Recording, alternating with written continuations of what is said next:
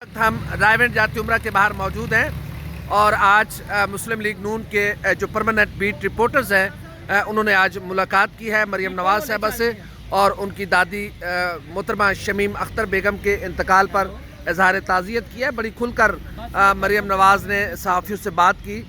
हम कुछ सहाफ़ियों के व्यूज़ लेते हैं कि उनको ये बात उनकी गुफ्तगू कैसी लगी और क्या समझते हैं।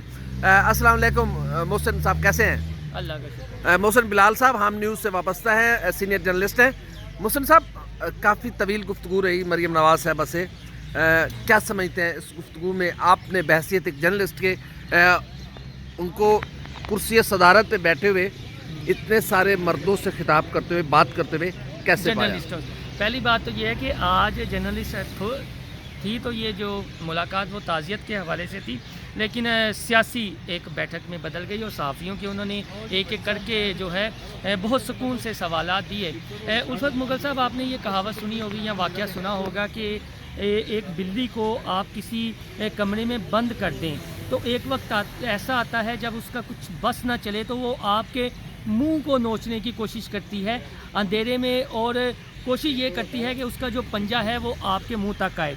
तो आज इस गुफ्तगू में ऐसा लगा कि हमारे दोस्त इमरान भट्टी साहब ने भी काफ़ी अच्छी बात की कि जब आप किसी को इतना ज़्यादा ज़दोकोब कर दें और आखिरी हद तक ले जाएं तो फिर उसका खौफ दूर हो जाता है। और मरियम नवाज़ की गुफ्तगू से बिल्कुल भी ऐसा ही लगा कि उनका खौफ जो है वो दूर हो चुका है, चाहे उनकी वालदा का गम हो, वालिद का गम हो, दादी का गम हो, और वो अपने बयानिए से पीछे हटती हुई दिखाई नहीं दे रही और उन्हें इन चीज़ों का इदराक भी है। उनकी गुफ्तगू में एतमाद कितना था, रिदम कितना था?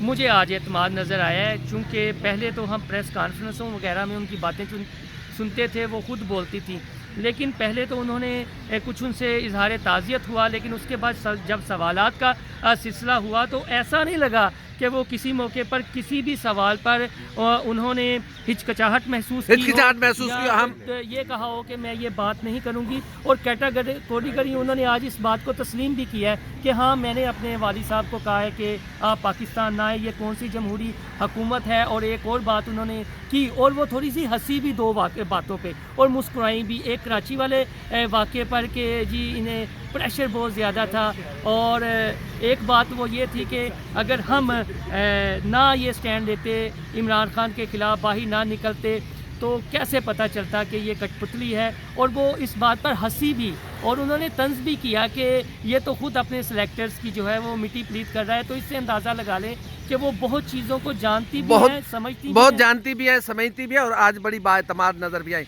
इमरान भट्टी साहब ज़रा अपना मास्क नीचे फरमाइएगा। अच्छा, आपने आज क्या महसूस किया बहैसियत एक जर्नलिस्ट के?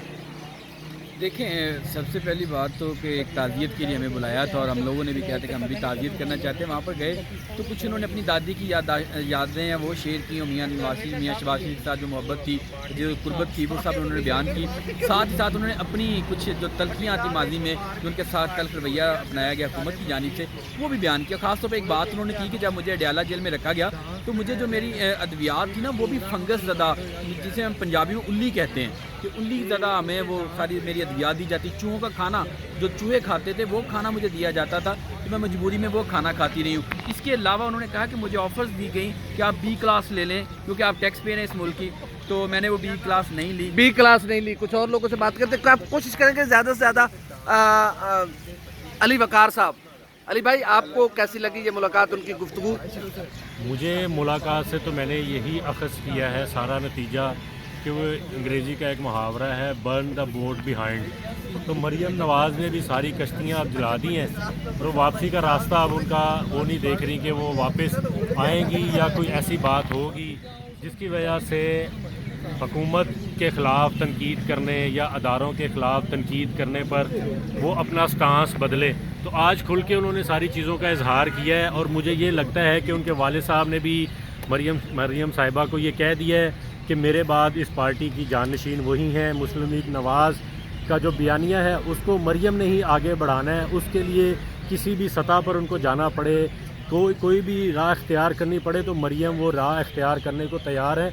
और यहाँ तक उन्होंने कहा कि वालिद साहब ने मुझे ये भी कहा कि ان کی دادی کا جو جنازہ ہے میت پاکستان پہنچنے کے بعد جنازے کے تمام جو ہیں اس کے بعد وہ بالکل اپنی سیاسی سرگرمیاں جاری رکھیں اور ملتان جلسے میں بھرپور شرکت کریں. تو اس سے یہی لگتا ہے کہ مریم نواز کی حد تک وہ واپس آنے کو تیار نہیں ہے. الفت بھائی یہ بتائیے گا، تمام دوستوں نے یہ بات کی ہے کہ خوف کا عنصر شاید ان میں نہیں ہے، ان کی باتوں سے ایسا لگا، باقی ان کی ڈریسنگ پر، ان کے حلیے پر، ان کی تصاویر پر سوشل میڈیا پر تنقید ہوتی رہتی ہے.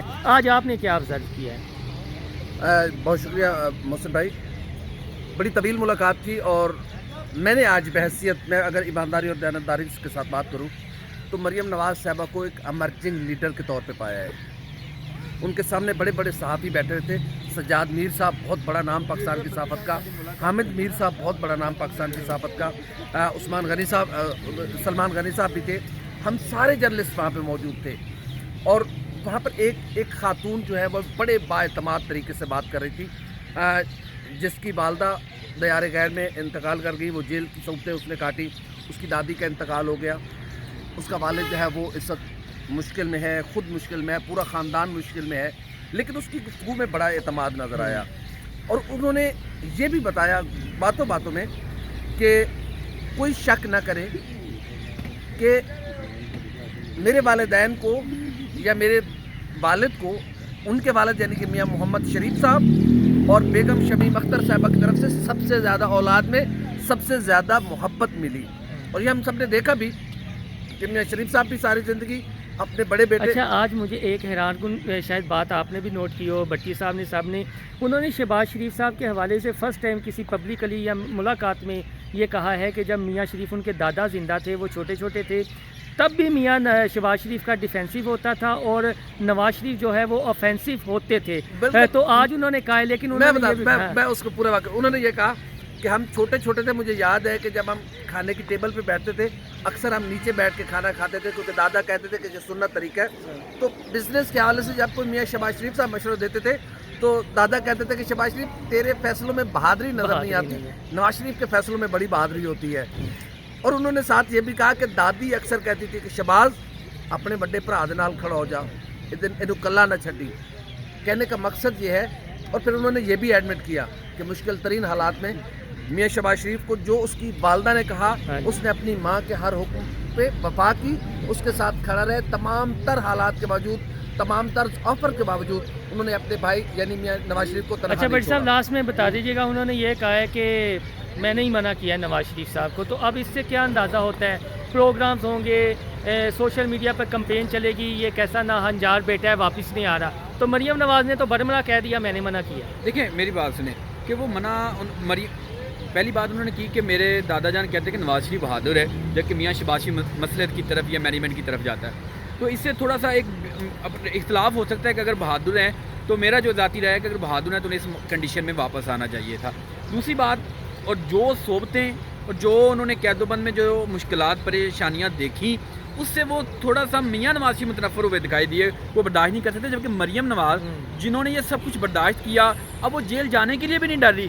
یہی وجہ ہے کہ آج جتنے بھی بیٹ رپورٹر بیٹھے تھے وہ یہی کہہ رہے ہیں کہ ان کی شخصیت میں جو اعتماد ہمیں نظر آیا، جو ہم نے دیکھا، وہ آنے والے وقت میں کہ کسی قسم کی بھی مشکل آئے گی یا کسی قسم کی صحبتیں ہیں برداشت کرنے پہ وہ مینٹلی طور پہ پریپیئر ہیں، وہ تیار ہیں، وہ کریں گے. کوئی اگر سمجھتا ہے کیونکہ انہوں نے برداشت کر کہ وہ جیل سے، گرفتاری سے، کسی اور معاملے سے مریم نواز کو ڈرا سکتا ہے تو اس کی بہت بڑی بھول ہے. میں ایز اے جرنلسٹ یہ بہت بڑا دعویٰ کر رہا ہوں کہ اس کی بھول ہے کہ وہ مریم نواز کو ڈرا سکتا ہے، کیونکہ وہ کہہ رہی ہے کہ میں جیل جانے کو تیار. اس نے کہا مجھے گالیاں دی گئیں، وہ لفظ بھی انہوں نے کہا مجھے، میں وہ لفظ. اچھا سوری، یہ بات تو میں بھول گیا. اس نے کہا جب میں لندن میں تھی تو وہ گالی میں دہرا نہیں سکتا جو اس نے مریم نواز نے خود کہی کہ یہ گالی مجھے دی جاتی تھی، مجھے ذلیل کیا جاتا ہے میرے بارے میں.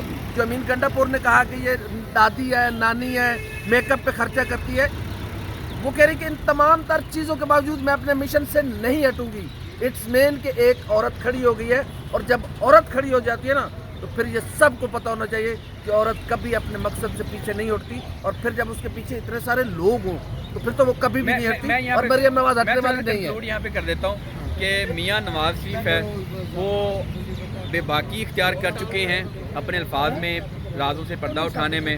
اور وہ لندن میں بیٹھ کے، جبکہ مریم نواز یہاں پہ عملی اقدامات اٹھانے میں بے باکی اختیار کر چکی ہیں. یہی آج کا پھر یہ سوال یہ بنتا ہے آج مریم نواز نے یہ باتیں کیوں کی اس موقع پر جب تعزیت کے لیے ہم لوگ گئے. تو میں یہ سمجھتا ہوں کہ یہ ساری باتیں انہوں نے اس وجہ سے کی کہ ایک صدمے کی وجہ سے وہ پشاور جلسے میں اپنے جو جذبات کا اظہار نہیں کر سکی تھی. تو آج انہوں نے میڈیا کے تھرو اپنے وہ جذبات جو ان کے دل میں تھے، جو پشاور میں وہ کرنا چاہتی تھی، وہ جذبات آج انہوں نے یہ جذبات آپ ملتان میں سنیں گے. ہاں جی، ایک اور وجہ آخری بات بیٹری بھی سلو، کیونکہ وہ سوشل میڈیا بہت یوز کرتی ہیں مریم نواز، سوشل میڈیا سے انٹیکٹ رہتی ہیں. تو یہ جو پراپوگنڈا ہوا نا، شاید ایک بڑی وجہ یہ بھی بنی کہ آج انہوں نے کھل کھلا کے باتیں کی، اور میرے خیال میں ملتان والی باتیں بھی ایسی ہوں گی. اور یہ ہماری اپنی رائے ہے جو ہم نے سوالات، ہم سب کی رائے ہے جو ہم نے دیکھا ہے، جو آبزرو کیا ہے، وہ ہم سب دوستوں نے بیان کیا. آپ سب کا بہت شکریہ. جاتی عمرہ سے اجازت، پھر کبھی ملاقات ہوگی. اللہ حافظ.